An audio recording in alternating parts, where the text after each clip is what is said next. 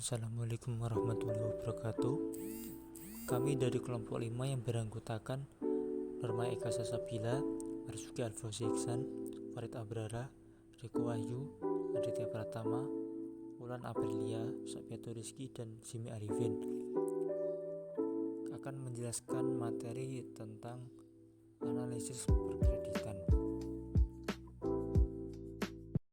Materi yang pertama adalah latar belakang. Untuk menjalankan kegiatan operasional perusahaan, kebutuhan akan dana mutlak harus tersedia, karena tanpa ketersediaan dana tidak akan mungkin kegiatan perusahaan akan berjalan dengan lancar. Dalam praktiknya, dana yang dibutuhkan perusahaan ada dua macam, yaitu untuk keperluan modal kerja dan investasi. Modal kerja yaitu modal yang dibutuhkan untuk membiayai operasional perusahaan sehari-hari, seperti membayar gaji, telepon, listrik, bahan baku, dan biaya lainnya. Sementara itu, modal investasi merupakan modal yang dibutuhkan perusahaan untuk jangka panjang, seperti membangun gedung, pabrik, membeli mesin-mesin, dan modal investasi lainnya. Dana yang dipenuhi oleh perusahaan, baik digunakan untuk modal kerja maupun investasi, dapat diperoleh dari berbagai sumber, misalnya dari pemilik usaha itu sendiri atau dari modal pinjaman. Untuk pertimbangan memperoleh modal bagi perusahaan diantaranya yaitu yang pertama, beban biaya atau bunga yang harus ditanggung. Yang kedua, persyaratan memperoleh modal. Yang ketiga, jumlah dana yang dibutuhkan. Yang keempat, jangka waktu dana yang dibutuhkan. Yang kelima, jaminan yang diberikan. Dan yang keenam, pertimbangan lainnya. Secara umum, kedua jenis sumber modal di atas memiliki kelebihan dan kekurangan masing-masing. Bagi pemilik perusahaan, terkadang pemenuhan dana memiliki kendala yang cukup besar, terutama untuk jumlah yang relatif besar dan segera harus dipenuhi dalam waktu singkat. Apabila kebutuhan dana besar sementara dana yang dibutuhkan tidak tersedia, jalan keluar untuk pemenuhan dana tersebut adalah melalui dana pinjaman atau modal asing dari lembaga keuangan seperti bank. Pemenuhan dana melalui pinjaman relatif lebih mudah dan cepat dibandingkan dari modal sendiri, selama memenuhi persyaratan yang dipersyaratkan oleh bank. Dalam menyalurkan dananya, pihak perbankan atau disebut kreditor memiliki syarat tertentu yang harus dipenuhi, yakni yang pertama, jenis kredit yang dibutuhkan, yang kedua, jumlah yang diinginkan, yang ketiga, jangka waktu pinjaman, yang keempat, cara pengembalian pinjaman tersebut, yang kelima, jaminan yang dimiliki, yang keenam, laporan keuangan beberapa periode, yang ketujuh, kelayakan usaha, dan yang kedelapan ada persyaratan lainnya. Setiap pengajuan kredit yang disetujui akan dinilai melalui semua persyaratan di atas. Bagi bank, hal ini penting agar dana yang dikucurkan tidak mengalami kerugian atau macet. Oleh karena itu, sebelum pinjaman atau kredit dikucurkan, bank terlebih dulu menganalisis kelayakan usaha yang salah satunya adalah dengan menganalisis laporan keuangan perusahaan untuk beberapa periode tertentu. Hasil analisis ini akan dijadikan pedoman disetujui atau tidaknya usaha tersebut untuk dibiayai serta besar pinjaman yang akan diberikan dan serta persyaratan lainnya. Penyajian laporan keuangan merupakan hal yang mutlak diberikan oleh bank untuk menilai kelayakan kredit yang akan dibiayai. Dalam hal ini, perusahaan harus benar-benar menyusun laporan keuangan yang mencerminkan kelayakan usaha yang akan dibiayai. Sama sepertinya dengan perusahaan keuangan seperti bank. Bagi perusahaan, terutama perusahaan perdagangan, juga memberikan kredit kepada pelanggan. Tujuannya jelas, yaitu untuk meningkatkan penjualan dan laba. Pembahasan pengertian kredit dalam buku ini diartikan ke dalam dua hal, yaitu yang pertama, kredit dalam arti pemberian atau penyaluran dalam bentuk uang. Yang kedua, kredit dalam bentuk barang atau jasa. Dalam bentuk uang artinya pemberian pinjaman yang memberikan dana atau kreditor dan penerima dana bagi yang memperoleh dana atau disebut dengan debitur. Persamaan kredit ini adalah adanya pembayaran kembali dengan cara angsuran atau cicilan dalam waktu tertentu.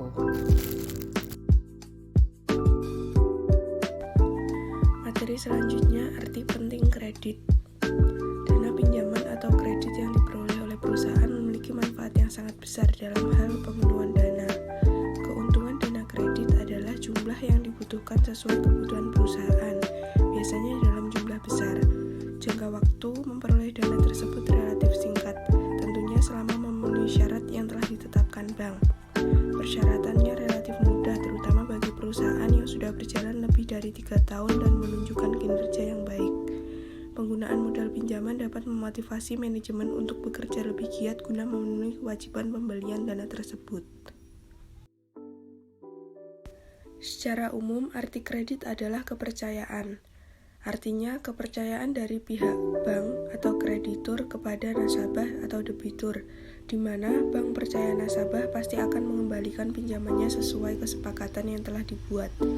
Dapat diartikan pula bahwa debitur memperoleh kepercayaan dari bank untuk memperoleh dana dan untuk menggunakan dana tersebut sebagaimana mestinya, serta mampu untuk mengembalikan sesuai dengan perjanjian yang telah disepakati kedua belah pihak. Di Indonesia, pengertian kredit dibagi menjadi dua sesuai dengan jenis bank yang ada saat ini, yaitu kredit bagi bank konvensional dan pembiayaan bagi bank syariah. Adapun 5 unsur yang terkandung dalam pemberian suatu kredit. Yang pertama, kepercayaan. Kepercayaan artinya bahwa bank percaya nasabah akan mengembalikan kredit yang diberikan. Dasar pertimbangan yang diberikan oleh bank adalah iktikat baik nasabah, yaitu adanya kemampuan untuk membayar dan kemauan untuk membayar. Yang kedua, kesepakatan. Sebelum kredit dikucurkan, bank dengan nasabah terlebih dahulu menyepakati hal-hal yang menjadi kewajiban dan hak masing-masing pihak. Kemudian juga disepakati saksi-saksi yang akan diberikan apabila masing-masing pihak melanggar kesepakatan yang telah dibuat. Yang ketiga, jangka waktu. Setiap kredit yang disalurkan pasti memiliki jangka waktu tertentu. Artinya, tidak ada kredit yang jangka waktu pengembaliannya tidak terbatas. Jangka waktu tersebut merupakan waktu pengembalian atau kapan kredit tersebut akan berakhir, misalnya 1 tahun atau 3 tahun. Yang keempat, resiko. Setiap kredit yang dibiayai pasti memiliki resiko yang tidak tertagih alias macet. Hal ini bisa disebabkan oleh berbagai sebab, baik yang disengaja maupun yang tidak disengaja. Sengaja artinya nasabah sengaja untuk tidak mau membayar kreditnya, sementara tidak sengaja artinya nasabah memang tidak bermaksud untuk tidak mengembalikan kreditnya. Hanya saja nasabah belum memiliki kemampuan, misalnya kerugian yang diderita atau terkena bencana. Namun nasabah kemungkinan akan melunasi kredit tersebut dengan berbagai cara, misalnya dengan melelang jaminan yang diberikan sebelumnya. Yang kelima, balas jasa. Sudah pasti bank mengharapkan keuntungan atas setiap dana yang dikucurkannya. Keuntungan bagi bank konvensional disebut bunga, dan bagi hasil bagi bank syariah. Bagi nasabah, balas jasa ini merupakan jasa atau imbalan yang mereka berikan atas dana yang mereka gunakan. Bagi perusahaan dagang, biasanya balas jasa yang diterima berupa harga yang diberikan lebih tinggi dari harga normal dan terkadang pembeli tidak memperoleh diskon seperti penjualan tunai. Selanjutnya yaitu jenis-jenis kredit. Dalam menyalurkan kredit, dunia perbankan memiliki beberapa jenis kredit. Penentuan jenis kredit dipilah-pilah sesuai dengan kebutuhan, kegunaan, jangka waktu, sektor, dan pertimbangan lainnya. Jenis-jenis kredit yang lazim terjadi di dunia perbankan dilihat dari berbagai segi, yaitu sebagai berikut. Yang pertama yaitu dari segi kegunaan. Ada dua macam kredit dari segi kegunaan. Yang pertama yaitu kredit investasi, merupakan kredit yang diberikan untuk keperluan investasi, misalnya membangun pabrik, rumah, pembelian mesin-mesin, tanah, dan lainnya. Kredit investasi biasanya diberikan untuk waktu jangka panjang. Yang kedua, kredit modal kerja merupakan kredit yang diberikan untuk keperluan modal kerja, misalnya untuk membeli bahan baku, pembayaran gaji, dan biaya lainnya. Kredit modal kerja diberikan dalam waktu yang relatif pendek dan satu kali siklus operasi. Dari segi tujuan, pertama yaitu kredit produktif, merupakan kredit yang diberikan untuk menghasilkan sesuatu, proses produksi, baik barang maupun jasa. Misalnya kredit diberikan untuk industri, pertanian, peternakan, pabrik, perhotelan, dan lainnya. Kedua, kredit konsumtif, merupakan kredit yang diberikan untuk digunakan secara pribadi atau dipakai sendiri, misalnya membeli rumah atau kendaraan yang akan digunakan untuk keperluan pribadi. Yang ketiga yaitu kredit perdagangan, merupakan kredit yang diberikan kepada para pedagang. Yang ketiga dari segi jangka waktu. Yang pertama, kredit jangka pendek, merupakan kredit yang memiliki jangka waktu maksimal 1 tahun atau kurang dari 1 tahun. Kedua, kredit jangka menengah, merupakan kredit yang memiliki jangka waktu 1-3 tahun. Namun dewasa ini banyak bank yang mengklasifikasikan menjadi kredit jangka panjang. Yang ketiga, kredit jangka panjang, merupakan kredit yang memiliki jangka waktu lebih dari 1 atau 3 tahun. Artinya ada bank yang mengklasifikasikan yang lebih dari 1 tahun menjadi kredit jangka panjang. Namun ada pula yang mengklasifikasikan lebih dari 3 tahun menjadi jangka panjang. Yang keempat, dari segi jaminan. Yang pertama, kredit dengan jaminan merupakan kredit yang syarat untuk memperolehnya harus memiliki jaminan tertentu, baik harta bergerak, tidak bergerak, atau jaminan lainnya. Yang kedua, kredit tanpa jaminan, merupakan kredit yang diberikan tanpa jaminan apapun secara real. Namun sebenarnya meskipun tidak ada jaminan, dalam praktiknya ada jaminan kemampuan membayar dari nasabah, misalnya pegawai tetap yang memiliki penghasilan tertentu. Yang kelima, dari sektor usaha. Ada kredit sektor pertanian, merupakan kredit yang diberikan kepada para petani, baik tanaman jangka pendek yang berkurang atau maksimal 1 tahun maupun jangka panjang lebih dari 1 tahun atau 3 tahun sesuai persyaratan bank. Selanjutnya, kredit sektor industri, merupakan kredit yang diberikan kepada industri, baik industri kecil, menengah maupun besar. Kredit sektor perumahan, merupakan kredit yang diberikan untuk kepemilikan rumah atau properti lainnya. Yang selanjutnya, kredit sektor profesi, merupakan kredit yang diberikan kepada profesional seperti dokter, pengacara, dosen, dan lainnya. Kredit sektor pertambangan, merupakan kredit yang diberikan untuk pengusaha yang bergerak dalam bidang pertambangan seperti emas, batu bara, timah, atau tambang lainnya. Kredit sektor pendidikan, merupakan kredit yang diberikan dunia pendidikan seperti kredit mahasiswa dan kredit sektor lainnya. Materi selanjutnya yaitu perhitungan kebutuhan kredit. Terkadang seringkali nasabah mengajukan kredit dengan jumlah tertentu yang tidak sesuai dengan kebutuhan yang sebenarnya. Tidak jarang pula bank menolak memberikan jumlah yang diinginkan oleh nasabah dengan alasan memang jumlah yang dibutuhkan melebihi dari yang diminta. Namun terkadang tidak jarang bank juga menawarkan kepada nasabah untuk menambah jumlah kredit di atas jumlah yang diminta. Hal ini disebabkan karena memang jumlah yang dibutuhkan masih kurang dari yang diminta. Oleh karena itu, persetujuan suatu kredit termasuk jumlah kredit yang dibutuhkan ditentukan oleh perbankan. Untuk itu, dalam hal memutuskan kredit, pihak perbankan memerlukan suatu perhitungan agar kebutuhan yang diinginkan sesuai dengan kebutuhan yang sesungguhnya. Mengapa diperlukan perhitungan untuk menilai kebutuhan suatu kredit? Untuk menjawab pertanyaan di atas adalah yaitu alasan mengapa diperlukan penilaian kebutuhan suatu kredit, yaitu yang pertama, agar jumlah yang diberikan sesuai dengan kebutuhan. Karena jika berlebihan justru akan menjadi beban bagi nasabah, karena bank takut kelebihan uang tersebut digunakan untuk hal-hal yang tidak diinginkan sehingga menjadi beban nasabah dalam membayar angsurannya. Yang kedua, jika jumlah diberikan kurang, nasabah akan mengalami kesulitan melakukan kegiatannya, sementara jika mengajukan kredit baru, tentunya memerlukan waktu dan biaya.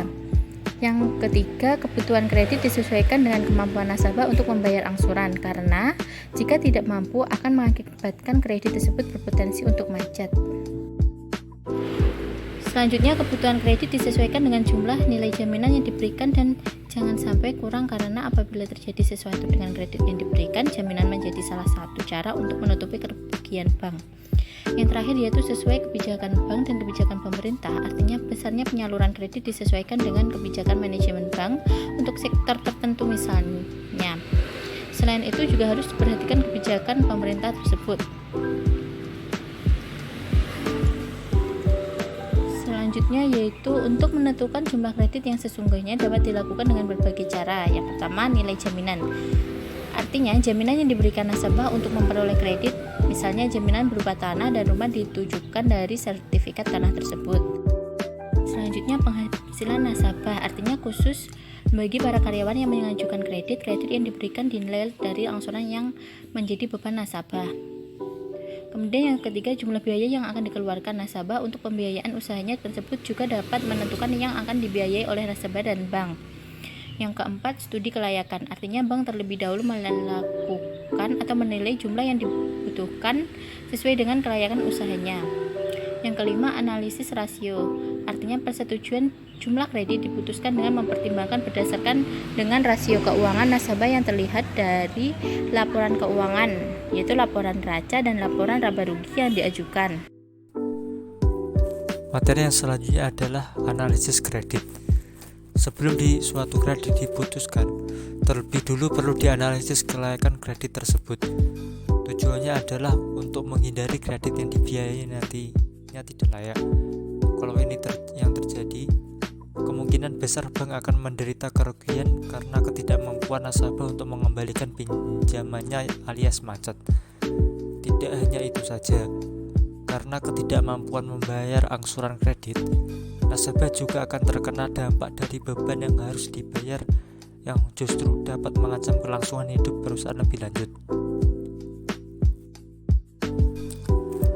Analisis kredit dapat dilakukan dengan berbagai alat analisis. Dalam prakteknya, terdapat beberapa alat analisis yang dapat digunakan untuk menentukan kelayakan suatu kredit, yaitu yang pertama dengan 5 of G, terdiri dari A. Karakter. Karakter adalah suatu sifat atau watak nasabah.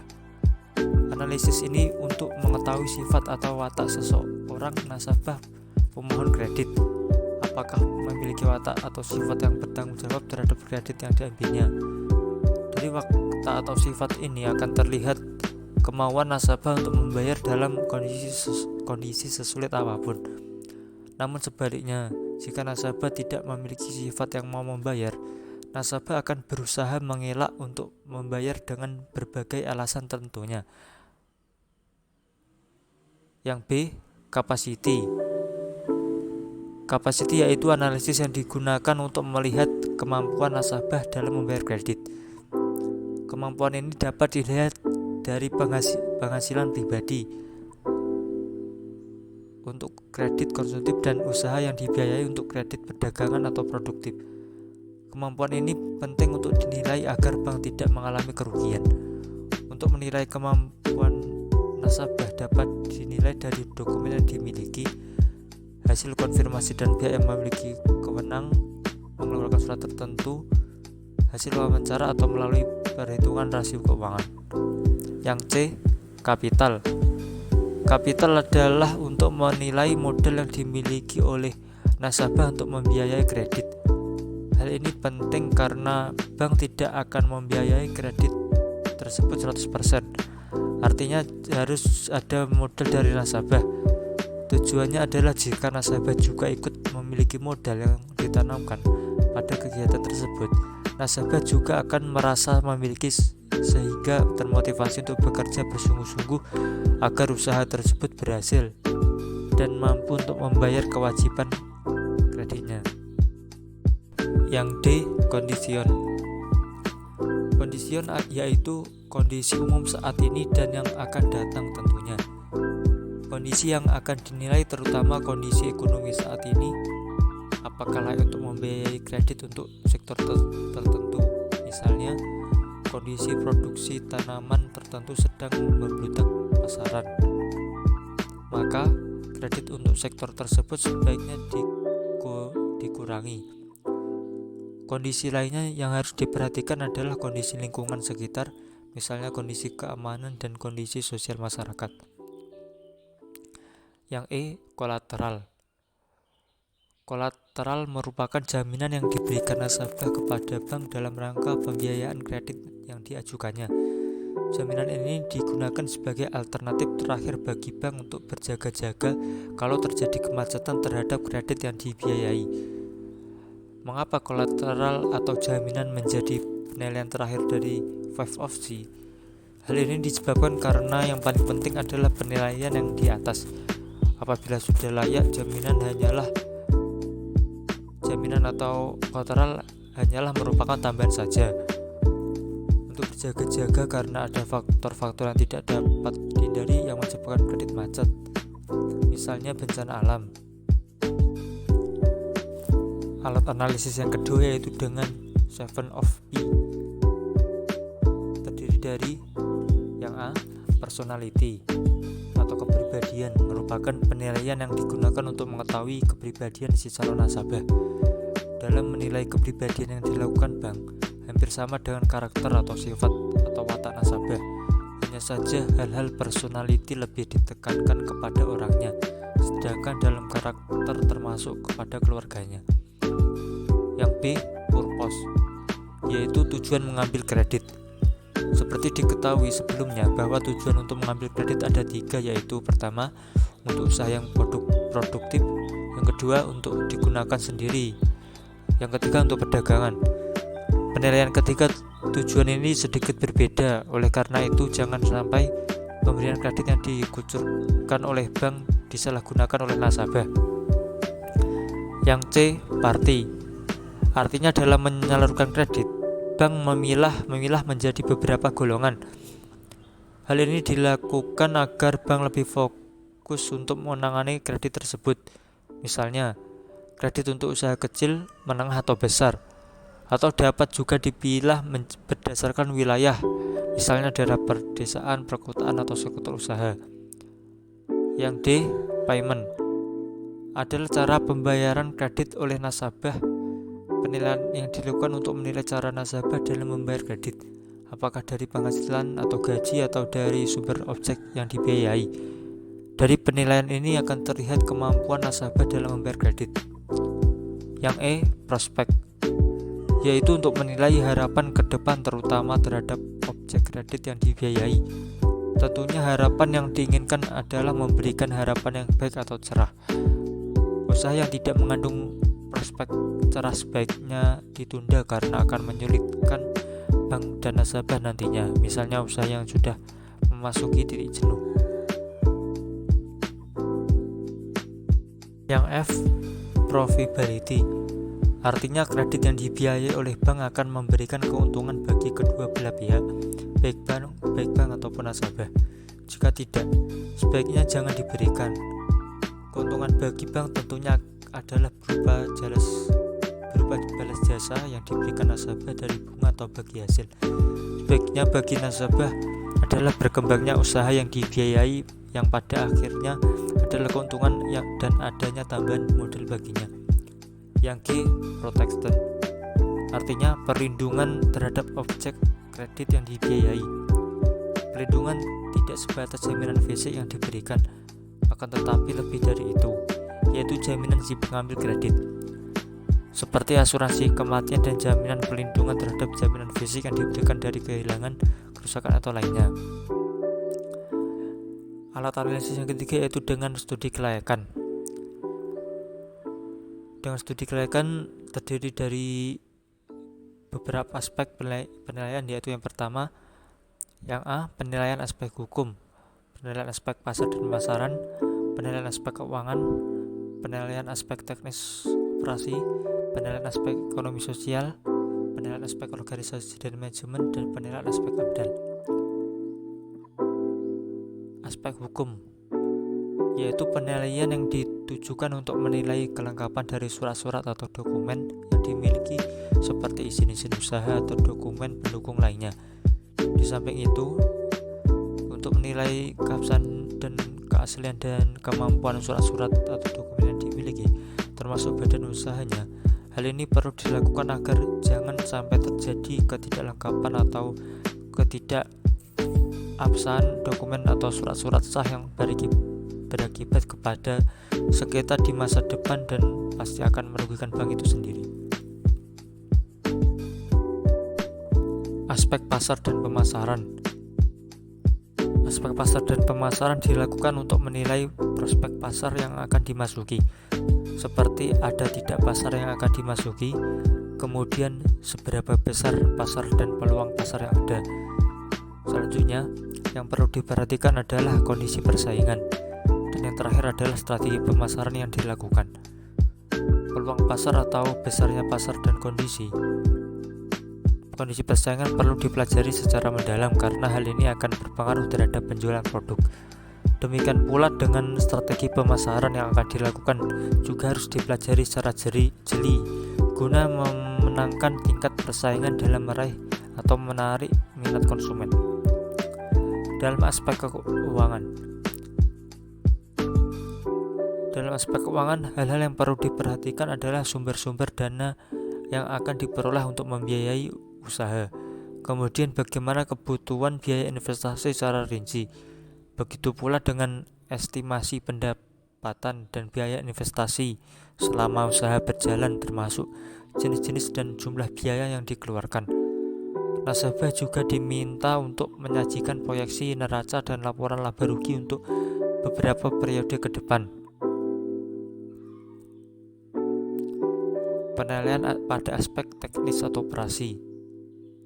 Penilaian pada aspek teknis atau operasi dikaitkan dengan penentuan lokasi usaha, tata letak atau layout, teknologi yang digunakan, dan metode sediaan perusahaan. Lokasi usaha sangat penting bagi perusahaan guna memudahkan nasabah berinteraksi dengan konsumennya. Demikian juga faktor layout yang diberikan akan membuat suasana yang nyaman bagi konsumen. Lebih dari itu, aspek ekonomi sosial.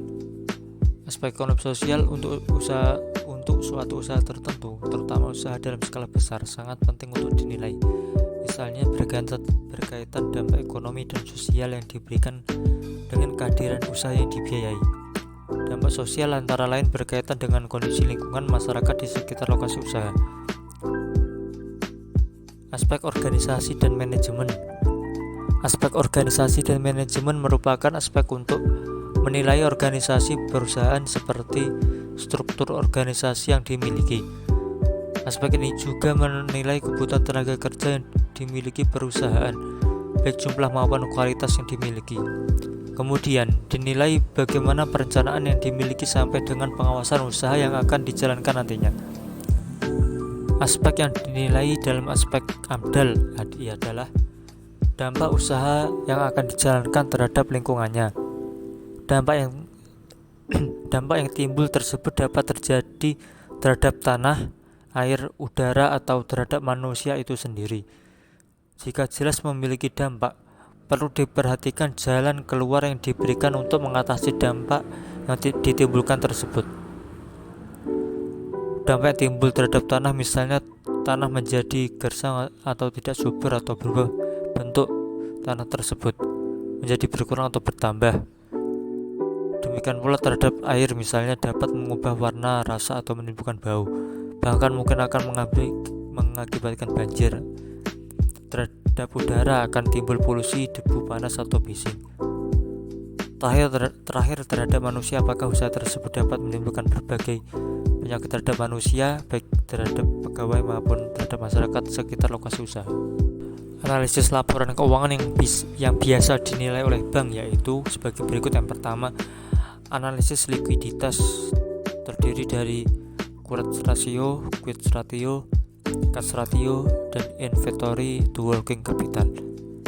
Analisis yang kedua yaitu analisis leverage terdiri dari debt ratio, debt to equity ratio, long term debt to equity ratio. Analisis yang ketiga yaitu analisis aktivitas terdiri dari inventory turnover, ratio available turnover, fixed asset turnover, dan working capital turnover. Analisis yang keempat yaitu analisis rentabilitas terdiri dari profit margin, return on investment, return on equity, dan earning per share. Penjelasan dan contoh masing-masing rasio dapat dilihat dalam bab-bab sebelumnya. Selanjutnya saya akan menjelaskan tentang kebijakan kredit perdagangan. Perbedaan antara kredit yang diberikan bank dengan penjualan kredit oleh perusahaan dagang adalah sebagai berikut. Yang pertama yaitu bank menyalurkan kredit dalam bentuk uang maupun barang yang dibayari oleh bank. Artinya nasabah bisa memperoleh kredit dalam bentuk uang atau dalam bentuk barang. Yang kedua yaitu penjualan kredit oleh perusahaan dagang adalah perusahaan menjual barang dagangannya yang pembayarannya dilakukan di kemudian hari dengan cara angsuran atau dicicil. Terdapat beberapa tujuan perusahaan dagang dalam memberikan kredit, antara lain adalah yang pertama, meningkatkan penjualan, kedua, meningkatkan laba, dan yang terakhir menjaga loyalitas pelanggan. Meningkatkan penjualan dapat diartikan agar omset penjualan meningkat atau bertambah dari waktu ke waktu. Dengan penjualan kredit diharapkan penjualan dapat meningkat mengingat sebagian besar pelanggan kemungkinan tidak mampu membeli secara tunai. Terkadang pembeli juga ingin mencoba lebih dulu produk ditawarkan sebelum menjadi pelanggan tetap. Namun pembayaran tidak secara tunai. Bagi perusahaan yang hendak melakukan peluasan pasar, hal ini penting dilakukan untuk mengalahkan pesaingnya, meskipun juga mungkin melakukan kebijakan yang sama. Kemudian selanjutnya, meningkatkan penjualan memang tidak identik dengan meningkatkan laba atau keuntungan. Namun dalam praktiknya, apabila penjualan meningkat, kemungkinan besar laba akan meningkat pula. Hal ini akan terlihat dari omset penjualan yang dimilikinya. Jadi dengan memberikan kebijakan penjualan barang secara kredit akan mampu meningkatkan penjualan sekaligus keuntungan. Dalam rangka meningkatkan penjualan secara kredit, perusahaan dagang perlu menetapkan kebijakan kredit. Kebijakan kredit ini meliputi yang pertama yaitu standar kredit. Apa sih standar kredit? Penjualan barang atau jasa yang diberikan ke pelanggan mengandung suatu resiko bagi perusahaan yang menyebabkan kerugian bagi perusahaan, entah waktu pembayaran atau kerugian dalam bentuk uang. Secara umum dalam praktiknya resiko yang dihadapi perusahaan berkaitan dengan penjualan kredit sebagai berikut. Pertama, pelanggan terlambat membayar tagihannya kepada perusahaan, misalnya melewati batas tanggal jatuh tempo. Kedua, dalam perjalanan pelanggan tidak memiliki kemampuan untuk membayar sesuai kesepakatan sehingga kredit benar-benar menanjak walaupun pelanggan masih berusaha untuk membayar. Ketiga, pelanggan kabur sehingga tidak dapat ditagih sama sekali dan benar-benar macet. Yang kedua, persyaratan kredit. Kredit tersendiri mempunyai persyaratan, yaitu kebijakan kredit juga berkaitan erat dengan persyaratan kredit yang diberikan. Persyaratan kredit ini berguna untuk meningkatkan penjualan kredit dan merangsang pelanggan untuk segera membayar tagihannya. Di samping itu, jangka waktu kredit yang diberikan juga memberikan ruang gerak pelanggan untuk membayar kredit yang diterima. Yang ketiga yaitu kebijakan penagihan. Apabila pelanggan terlambat untuk membayar tagihannya, perusahaan perlu mengambil tindakannya untuk menyelamatkan kredit tersebut agar tidak macet.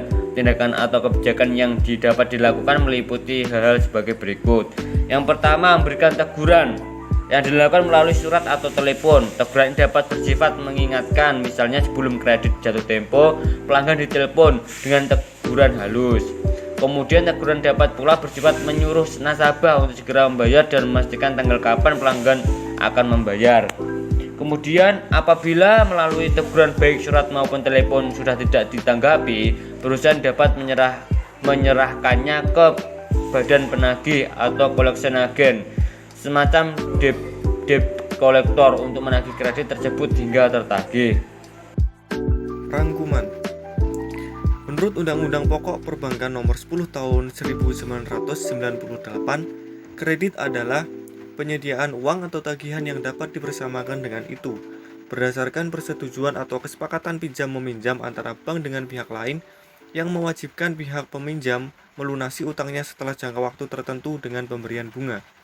Sementara itu, pengertian pembiayaan adalah penyediaan uang atau tagihan yang dapat dibersamakan dengan itu berdasarkan persetujuan atau kesepakatan pinjam-meminjam antara bank dengan pihak lain yang mewajibkan pihak yang dibiayai untuk mengembalikan uang atau tagihan setelah jangka waktu tertentu dengan imbalan atau bagi hasil.